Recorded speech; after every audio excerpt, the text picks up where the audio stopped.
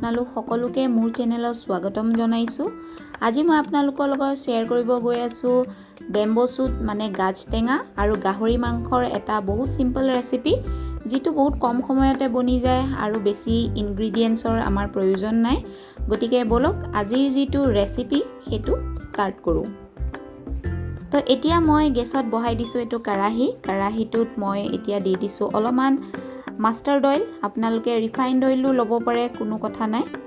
এতিয়া যেহেতু মোৰ তেলখিনি গৰম হৈছে, ইয়াতে মই দি দিছো এটা মিহিকৈ কুটি থোৱা পিয়াজ, আৰু এতিয়া পিয়াজখিনি গোল্ডেন ব্ৰাউন হোৱালৈকে মই ভালকৈ হেতাখন দি লৰাই ল'ম।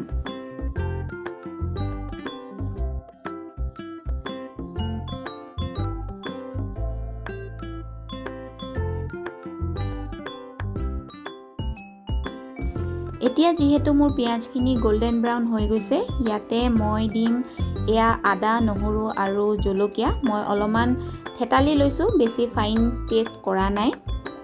তো এইখিনি মই এতিয়া দি দিছো, আৰু এতিয়া ইয়াতে মই এড কৰিছো অলপমান পানী।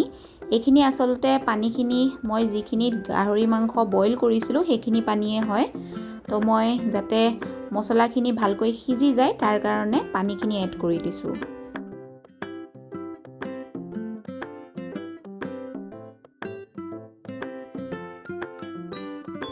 এতিয়া যেহেতু আদা নহৰু কেঁচা গোন্ধটো গুচি গৈছে, ইয়াতে মই দিছো এয়া হৈছে জালুক। মই অলপমান গুড়ি কৰি লৈছো, যেহেতু জালুক দিলে ইয়াৰ ফ্লেভাৰটো বহুত বেছি ধুনীয়া হয়, সেই কাৰণে মই অলপমান জালুক ইয়াতে এড কৰি দিছো। আৰু এতিয়া মই ইয়াতে দিছো অলপমান হালধি।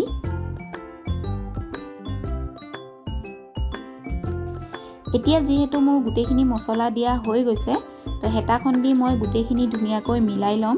ইয়াতে মই এতিয়া নিমখ এড নকৰোঁ। তো এতিয়া যেহেতু মোৰ মছলাখিনি হৈ গৈছে, তো ইয়াতে মই দি দিম বইল কৰি থোৱা গাহৰি মাংসখিনি, আৰু হেতাখন দি পুনৰবাৰ ধুনীয়াকৈ লৰাই দিম যাতে মছলাখিনি মাংসখিনিত ভালদৰে সোমাই যায়। আৰু লগতে মই যিখিনি পানীত গাহৰি মাংসখিনি বইল কৰিছিলোঁ তাৰ পৰা অলপমান পানী মই মাংসখিনিত দি দিম, যাতে তলত মছলাখিনি ধৰি নাযায়। আৰু এতিয়া পুনৰবাৰ হেতাখন দি লৰাই দিম। এতিয়া যেহেতু মোৰ পানীখিনি উতলিছে আৰু মোৰ মাংসখিনি অলৰেডি বইল কৰাই আছিলে, তো এতিয়া মই অলপমান ঢাকনখন লগাই দিম। এতিয়া 5 মিনিটৰ পাছত মই পুনৰবাৰ ঢাকনখন উঠাই আপোনালোকৰ আগত দেখুৱাই আছোঁ।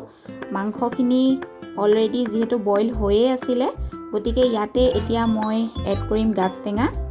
মই গাজ টেঙা এনেদৰে কাটি পেলাই এটা কাঁচৰ বৈয়ামত মানে গ্লাছৰ বৈয়ামত মই ধুনীয়াকৈ ভৰাই থৈছিলোঁ নিমখ দি, আৰু এইখিনি আচলতে ভৰাই থোৱা 3-4 দিন হৈ গৈছে। আচলতে গাজ টেঙা যিমান বেছি দিন হয় সিমানে তাৰ সোৱাদটো বেছি টেষ্টি হয়। তো সেইকাৰণে এতিয়া মই অলপমান ইয়াৰ পৰা উলিয়াই পেলাই মাংসখিনিত এড কৰি দিছোঁ, আৰু ইয়াতে মই ভোট জলকীয়াও দি থৈছিলোঁ। তো এতিয়া মই হেতাখন দি গোটেই গাজ টেঙা আৰু গাহৰি মাংসখিনি ভালদৰে লৰাই দিম। আৰু ইয়াতে মই নিমখ নিদিওঁ, কাৰণ অলৰেডি মোৰ গাজ টেঙাখিনিত বহুত বেছি নিমখ আছেই। এতিয়া লাহেকৈ ঢাকনখন লগাই দিম। এতিয়া মই ঢাকনখনেৰে মাংসখিনি 20 মিনিটমান ঢাকি দিছিলোঁ, আৰু এয়া মোৰ যি গাহৰি মাংসৰ কাৰীখন সেইখন ৰেডি হৈ গ'ল। এতিয়া মই শেষৰ ফালে ইয়াতে এড কৰিছোঁ এয়া কেঁচা ধনিয়া কাটি থোৱা। আৰু এতিয়া যিহেতু মোৰ গাহৰি মাংসৰ কাৰীখন ৰেডি হৈ গ'ল, এতিয়া বাটিত উলিয়াই মই আপোনালোকক দেখুৱাই আছোঁ। চ' সেই ভিউৱাৰ্ছ, এয়া আপোনালোকে চাব পাৰে মোৰ গাহৰি মাংস আৰু বেম্বো শুটৰ যিখন কাৰী সেইখন ৰেডি হৈ গ'ল।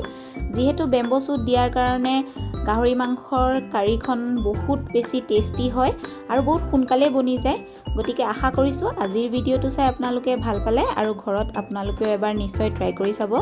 তেনেহ'লে আজিলৈ আহিছোঁ, এটি নতুন ভিডিঅ'ত পুনৰ লগ পাম। তেতিয়ালৈকে হাঁহি থাকক, সুস্থ থাকক, আৰু মনত ৰাখিব লাভ ইয়োৰছেল্ফ হামেশা।